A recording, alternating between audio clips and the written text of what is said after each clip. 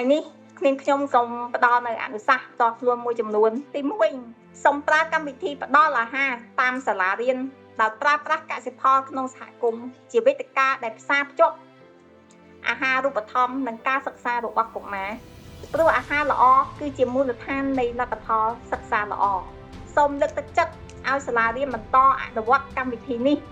ដើម្បីគាំទ្រការចូលរៀនការមករៀនឲ្យបានទៀងទាត់ហើយកុមារទទួលបានអាហារដែលមានអាហារូបត្ថម្ភចម្រុះនិងផ្ដោតអារម្មណ៍ល្អលើការសិក្សា2សូមប្រើកម្មវិធីនេះដើម្បីបង្កើតបរិយាកាសអាហារមានសុខភាពនិងមានសុវត្ថិភាពនៅតាមសាលារៀនដោយកុមារទទួលបានអាហារល្អកាត់បន្ថយអាហារដែលមានជាតិស្ករអំបិលនិងខ្លាញ់ខ្ពស់ខ្ញុំសូមលើកទឹកចិត្តឲ្យសាលារៀនផ្សារភ្ជាប់កម្មវិធីផ្ដល់អាហារតាមសាលារៀននេះជាគ្រឹះក្នុងការបណ្ដុះទម្លាប់ឲ្យសិស្សហូបអាហារដែលមានសុវត្ថិភាពហើយបើសិនជាអាចបានធ្វើបាននាងខ្ញុំឃើញយើងមិនអាចធ្វើនៅលើក្មេងៗ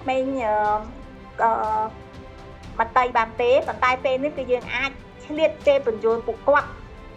អាចបញ្ចូលថាក្រៅពីគាត់ភាសាអាហារញ៉ាំអាហារចាហើយចូលទៅក្នុងថ្នាក់រៀនលោកគ្រូអ្នកគ្រូអាចឆ្លៀតពេល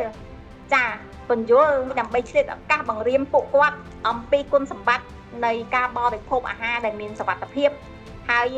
ជាបំផុតនៅការអាហារដែលប្រៃពេកនិងផ្អែមពេកចាទី3គឺនាងខ្ញុំសូមពង្រឹងនៅការប្រើប្រាស់ផលិតផលនៅក្នុងសហគមន៍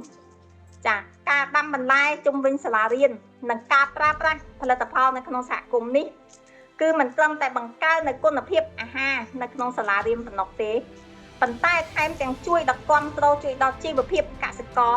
បង្កើនសេដ្ឋកិច្ចមូលដ្ឋាននិងបន្តស្មារតីពង្រឹងសហគមន៍ឲ្យពឹងផ្អែកលើខ្លួនឯងបានប្រសើរឡើងព្រោះយើងឃើញហើយថាពីមុនជំនាន់យើងចាស់ឪពុកម្ដាយជីដូនជីតាយើងខ្ញុំមានម៉ាក់យាយរបស់ខ្ញុំសូម្បីផ្ទះខ្ញុំល្វែងក៏គាត់នៅឆ្លៀតដាំជីដាំអីនៅក្នុងផើងមានការអីក៏គាត់អត់មានរត់ទៅផ្សារដើម្បីទៅទិញនោះទេចាពីជំនាន់មុនរហូតចាហើយទី4ក៏សូមមេដាបេដាអាណាព្យាបាលនិងសហគមន៍គឺចូលរួមអនុវត្តកម្មវិធីផ្ដល់អាហារតាមសាលារៀនឲ្យបានជោគជ័យនិងសូមលើកទឹកចិត្តឲ្យមេដាបេដានិងអាណាព្យាបាលសហគមន៍និងអាជ្ញាធរគ្រប់លំដាប់ថ្នាក់ចូលរួមឲ្យកាន់តែសកម្មថែមទៀតនៅក្នុងការគាំទ្រនិងពិនិត្យតាមដានដោយស្មារតីទទួលខុសត្រូវខ្ពស់សូមឲ្យមានការធានានៅកម្មវិធីនេះមានចីរភាពស្របតាមគោលនយោបាយជាតិនិងអន្តរជាតិដោយសូមអំពាវនាវឲ្យគ្រប់ស្ថាប័នដែលពាក់ព័ន្ធចាអង្គការដែលបានជួយកន្លងមកដែលអនុវត្តកម្មវិធីនេះគឺសូមឲ្យមានការបន្តនៅការជួយថែមទៀតចាគឺស្របទៅតាមក្របខ័ណ្ឌនៃគោលនយោបាយជាតិគាំពារសង្គម2024-2035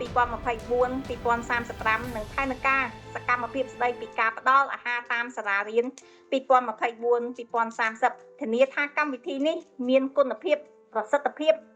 បញ្ញាបត្រនិងបច្ចុប្បន្ននិងពេលអនាគត